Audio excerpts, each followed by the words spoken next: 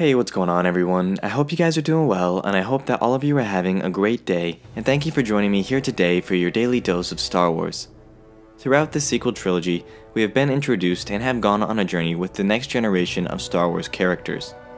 The most complicated character in the sequel trilogy, and as I've said before, he is who I believe to be the most complicated character in all of Star Wars, Kylo Ren. There will be spoilers in this video from The Last Jedi, so if you haven't seen that movie yet, consider this your spoiler warning.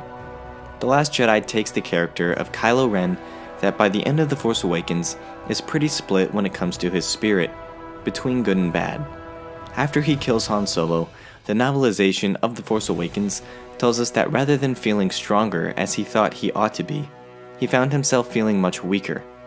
He was put in a haze because he didn't hear Chewbacca scream, or the shot that came from his bowcaster. Rather, he only felt the sting that the shot had given him, which is what brought him back out of this haze.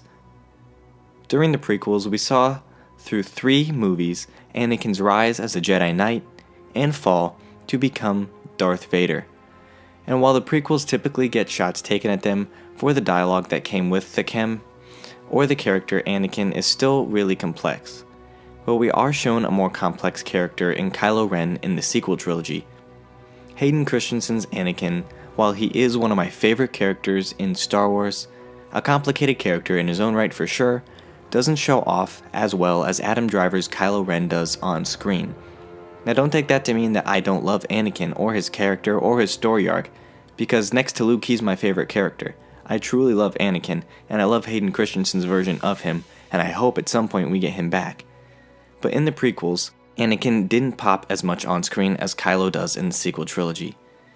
Kylo is clearly a very complicated character, and we don't know yet where his fate lies. In the prequels, we knew that Anakin was eventually going to become Darth Vader, so we all had that to lean on, because we knew where his story would end. This allowed us to already have a strong foundation of knowledge for Anakin and where his story was going to go, but with Kylo Ren, it's still a mystery. Kylo Ren is his own character, but certainly has some of the same traits as Anakin, and they follow some of the same storylines. For instance, he is being, or I guess, was being, trained by Supreme Leader Snoke, just as Vader was trained by the Emperor. He and Rey have a strong connection, and just as Anakin tried to get Padme to join him on the dark side to rule the galaxy, and make things the way they wanted them to be, Kylo Ren did this to Rey, telling her to let go of the past and rule with him, and make things the way they wanted to be. And just as Padme could not follow Anakin, Rey could not follow Kylo Ren.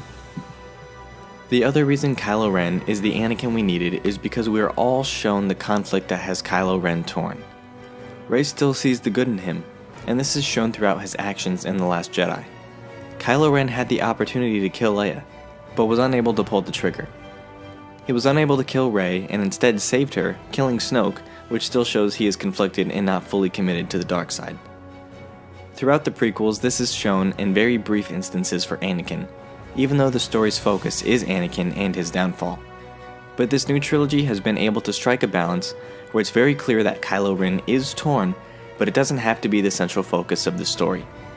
Anakin's turn from good to bad in Revenge of the Sith lasted about, I think, 8 minutes on screen, and in the sequel trilogy, this is something that we are still seeing happen with Ben Solo. It's not just one sequence, it's just the entire existence of his character. It's something he's continuously dealing with throughout the entire story, and it's something that we will continue to see in Episode 9. That wraps things up for me here in this video. I hope you guys enjoyed it. If you did, give this video a thumbs up and subscribe to the channel for more videos like this one. If you want more Star Wars coffee and want to become a daily coffee drinker, hit that bell down there to receive a notification on your iOS or Android device the second a new video goes live. If you want more Star Wars coffee, you can follow me on Facebook, Twitter, and Instagram at SWCoffeeYouTube. Thank you guys for watching. As always, keep loving Star Wars, and I'll catch you guys in the next one. Peace.